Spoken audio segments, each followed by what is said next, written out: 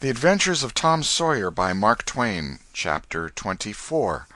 Splendid Days and Fearsome Nights. Tom was a glittering hero once more, the pet of the old, the envy of the young.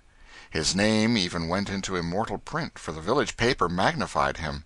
There were some that believed he would be president yet if he escaped hanging. As usual, the fickle, unreasoning world took Muff Potter to its bosom and fondled him as lavishly as it had abused him before. But that sort of conduct is to the world's credit, therefore it is not well to find fault with it. Tom's days were days of splendor and exaltation to him, but his nights were seasons of horror. Injun Joe infested all his dreams, and always with doom in his eye. Hardly any temptation could persuade the boy to stir abroad after nightfall. Poor Huck was in the same state of wretchedness and terror, for Tom had told the whole story to the lawyer the night before the great day of the trial, and Huck was sore afraid that his share in the business might leak out yet, notwithstanding Injun Joe's flight had saved him the suffering of testifying in court.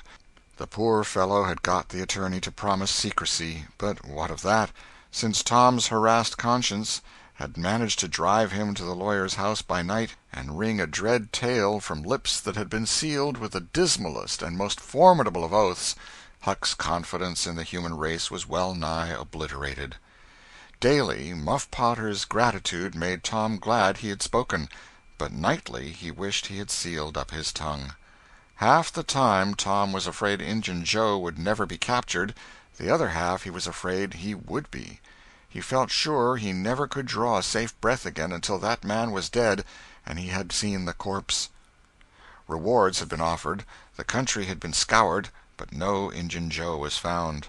One of those omniscient and awe-inspiring marvels, a detective, came up from St. Louis, moused around, shook his head, looked wise, and made that sort of astounding success which members of the craft usually achieve.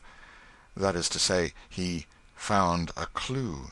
But you can't hang a clue for murder, and so after that detective had got through and gone home, Tom felt just as insecure as he was before. The slow days drifted on, and each left behind it a slightly lightened weight of apprehension. End of chapter 24.